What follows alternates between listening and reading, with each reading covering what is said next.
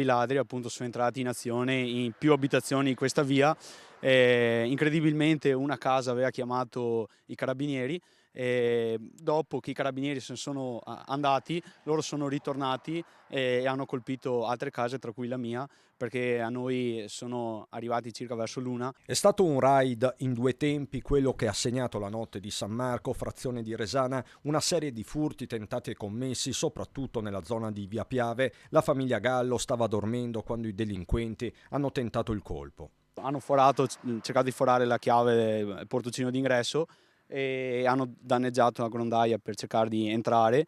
Non sono entrati, però ovviamente ci hanno lasciato dei danni come anche altre abitazioni. Purtroppo in questo periodo sono aumentati questi episodi. Ed è tutta la Marca occidentale a essere tornata nel mirino dei ladri dopo la recrudescenza di fine 2024. A Salvatronda nei giorni scorsi i ladri sono stati immortalati da alcune telecamere, eccoli in azione.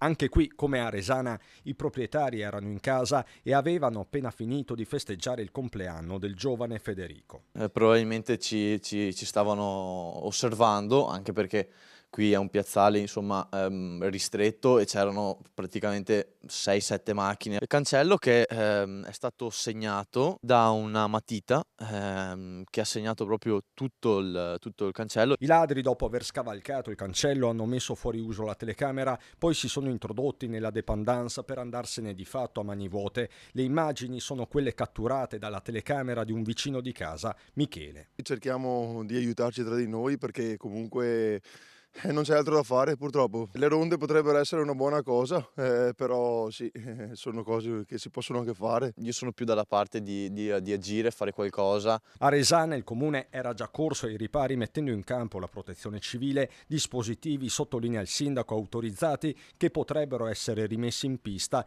Il problema però sarebbe un altro, peraltro il solito. Non possiamo pretendere che i carabinieri trovino gli autori di questi furti e poi questi reati, poi il giorno dopo magari vengono scarcerati, sono liberi come prima, la cosa non va bene e infatti questi sono i risultati.